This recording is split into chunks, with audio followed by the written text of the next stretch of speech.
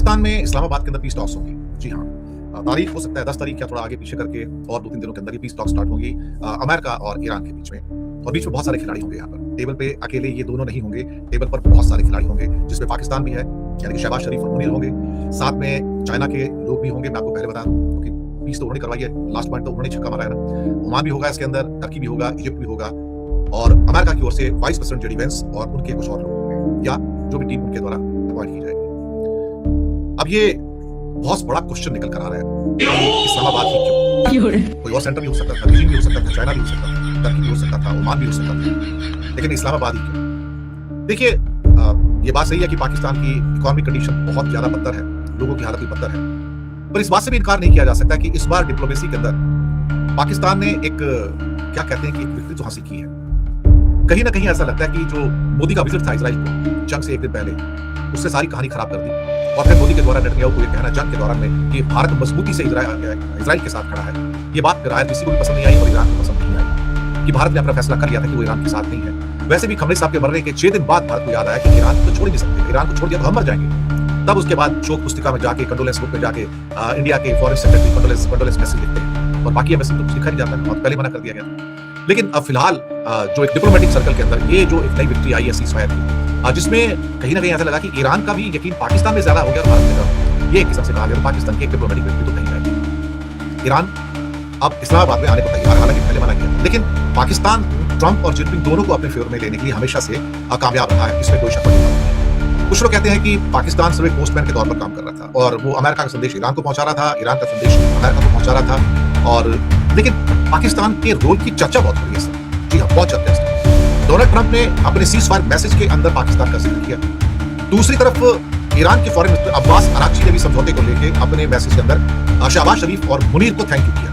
तो पाकिस्तान का रोल क्या था, यानी कि 2 थैंक यू तो मुनीर और शहबाज शरीफ को मिले, एक डोनाल्ड ट्रंप से मिला और एक ईरान से मिला। इसका मतलब कि बातचीत जो भी थी जैसा भी था, लेकिन सोमवार की 6 अप्रैल की बात है जब एक 10 पॉइंट का प्रपोजल ईरान ने भेजा व्हाइट हाउस में, जिस पर ट्रंप के जो एक खास रिप्रेजेंटेटिव थे विटकॉफ, वो बहुत गुस्सा हो गए थे। लेकिन अमेरिका आगे बढ़ना चाहता था। विटकॉफ बहुत टफ किस्म के नेगोशिएटर हैं और सुनने में आया कि वो न्यूज़ लॉबी वाले बंदे हैं और वो ईरान को पसंद नहीं था। इसके बाद जो कहानी है जो मैंने अपने दूसरे प्रोग्राम में भी आपको बताई कि ट्रंप और जेडी वेंस ने उसके बाद जब देखा कि बात नहीं बन रही है तो ईरान पिघलने को तैयार नहीं है, तो फिर चाइना से मदद मांगी। ये एक लास्ट एक कहते हैं होप थी कि जहां पर शायद चाइना जो है मदद कर पाएगा, क्योंकि ईरान जो है बिना चाइना के सर्वाइव नहीं कर सकता है। तब चाइना से जब संदेश जाता है तो फिर उस टाइम चाइना की टीम आती है, लेकिन चाइना की टीम जो पहले जो आई थी वो जो बातचीत करने के लिए आई ईरान के साथ, वो जिनपिंग की परमिशन से आई। जिनपिंग और ट्रंप के बीच का कम्युनिकेशन था जो इसकी एक सॉलिड एक क्या कहते हैं फेस बन गया। लेकिन जिनपिंग पूरी तरह से इसमें बैक चैनल में रहे, बाहर नहीं आए। पर्दे के बाहर पाकिस्तान था और इजिप्ट था और टर्की था और कहीं ना कहीं कुछ रोल ओमान का भी था। एक तो और भी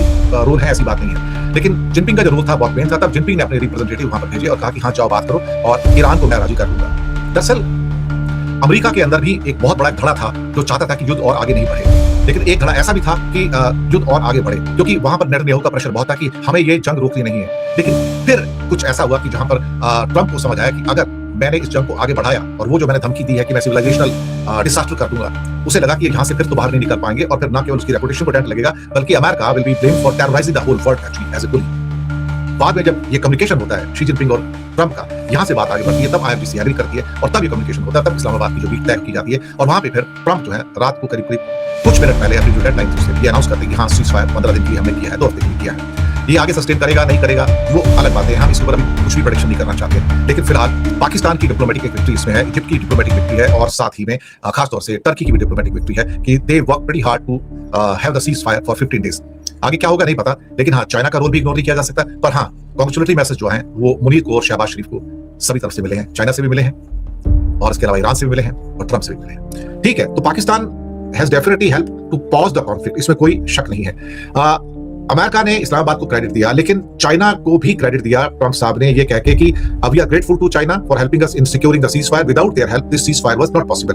तो रोल तो है, लेकिन अगर नहीं किसी का रोल है और बिल्कुल जो आइसोलेटेड हो गया इंटरनेशनल कूटनीति के अंदर वो भारत है कि भारत का आइसोलेशन ग्रैंड आइसोलेशन है और स्ट्रेटेजिक साइलेंस के नाम पर खासतौर से जो चुप्पी दिखाई गई है वो अपने आप में बेहद इंपॉर्टेंट है, क्योंकि ये दिखाता है कि अगर दुनिया में जुल्म होगा, स्ट्रेटेजिक साइलेंस का मतलब ये थोड़ी होता है कि दुनिया में कत्लेआम होगा तो आप चुप रहोगे, दुनिया में जुल्म होगा तो आप चुप रहोगे, छोटी छोटी बच्चियों को स्कूल में मारा जाएगा तो आप चुप रहोगे, आप ईरान पे अटैक करोगे तो आप चुप रहोगे, मादुरो को किडनैप कर लिया जाता है लेकिन आप चुप रहोगे, ब्रिक्स की मीटिंग नहीं बुलाई जाएगी क्योंकि आपको चुप रहने की आदत है, इजराइल बर्बरता करेगा तो आप चुप रहोगे। मुझे लगता है कि मुझे याद आता है कि कुछ समय पहले की बात है कि किसी अमेरिकन थिंक टैंक के चीफ को पूछा गया था, भाई इंडिया को यूएनएससी की परमानेंट मेंबरशिप चाहिए, वीटो पावर चाहिए, तो क्यों नहीं देते? तो कहते इंडिया का क्या कोई पक्ष है क्या इंडिया का किसी सब्जेक्ट के ऊपर कोई व्यू पॉइंट है क्या? आपकी ढुलमुल नीति है, कभी आप लेफ्ट में जाते हो, कभी राइट में जाते हो, कभी कहते हो हम भी शांति का पक्षधर हैं। शांति का पक्षधर होने का मतलब क्या ये होता है कि आप जुल्म के खिलाफ नहीं बोलोगे? क्या इसका मतलब ये होता है ना? यानी कि कोई आदमी कत्लेआम कर रहा है गजा में जाके 80,000 लोगों को मार देता है, 20,000 बच्चों को मार देता है वहां पर, तो आप चुप रहोगे? इसको स्ट्रेटेजिक साइलेंस बोलते हैं। सोचने वाली बात है ना, ये शांति का पक्षधर है क्या? एक आदमी बैरूत में जाके सैकड़ों बच्चों को मार देता है अभी, और आप कहते हो कि नहीं नहीं हम तो शांति के पक्षधर हैं। आप किसके पक्ष में हैं? दुनिया को पता है ना कि आप जालिम के साथ खड़े हैं। हम भारत नहीं खड़ा है, भारत की सरकार खड़ी है। तो अगर आप कत्लेआम करने वालों के साथ में खड़े हैं, जेनोसाइडर के साथ में खड़े हैं, अगर आप मानवता के हत्यारों के साथ में खड़े हैं और सरकार खड़ी है, तो फिर क्या होगा? और मोदी जी नेतन्याहू को संदेश देते हैं इस युद्ध में हम मजबूती से आपके साथ खड़े हैं, तो फिर ईरान के साथ कौन खड़ा है? आपने फैसला कर लिया कि आपको कातिलों के साथ खड़ा होना है, आपको मानवता के हथियारों के साथ खड़ा होना है, तो फिर क्या है? तो ऐसे मामले में भारत में मजाक तो बनाया जाता है कि पाकिस्तान ये है, पाकिस्तान वो है, लेकिन पाकिस्तान को डिप्लोमेटिक एज तो मिला ही है ना, इसमें तो कोई शक वाली बात नहीं है। इसमें आप जो भी कहना चाहो, लेकिन मैं कल से रात से कहता रहा हूं कि जो सीज फायर है ये बहुत फ्रेजाइल है, ये नहीं चल पाएगा, ये बहुत टाइम नहीं चलेगा।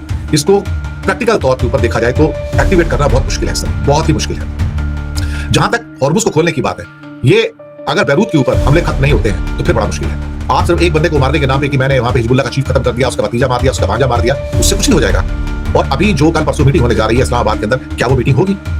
क्या वो मीटिंग होगी? ये सोचने वाली बात है ना। इसके अलावा मैं और क्या कह सकता हूं? और मुझे लगता है कि कुछ चीजें ऐसी हैं जिसको हम सबको शायद समझने की जरूरत होगी, और अच्छी खासी समझने की जरूरत है, लेकिन हम शायद क्या उसको समझ पा रहे हैं? दूसरी बात, भारत का ये कहना कि हॉर्मुज का रूट ओपन होना चाहिए और वहां किसी को पैसे नहीं वसूलने चाहिए, क्या भारत के पास वो पावर है कि वो रोक सके उसको?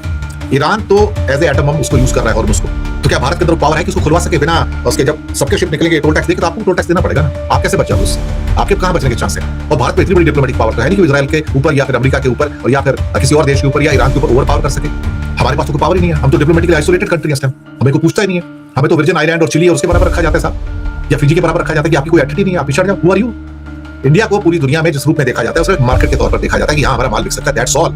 इसके अलावा और कोई भी किसी रूप में इंडिया को नहीं देखा जाता as a diplomatic power. India as a non entity in the world diplomacy, जहां इसके पास कोई पावर नहीं है। और जहां तक इनको यूएनएससी की सीट की सवाल है, साहब आपसे पहले ईरान खड़ा आकर कि ईरान कहेगा मैंने सुपर पावर को बीट किया है, मुझे पहले सीट चाहिए यहाँ पर, तुम कौन होते हो, तुम बाहर जाओ यहाँ से। तो इंडिया को कौन लेकर अंदर, और कौन उस प्रस्ताव को स्वीकार करेगा? अल्टीमेटली कोई भी नहीं करेगा, चाइना नहीं करेगा, अमेरिका भी नहीं करेगा। बाकी जो कहने वाले हैं कि हाँ इंडिया आना चाहिए, मुझे नहीं लगता इंडिया का कोई पक्ष नहीं है, तो क्या फायदा? जो लोग अमेरिका के साथ खड़े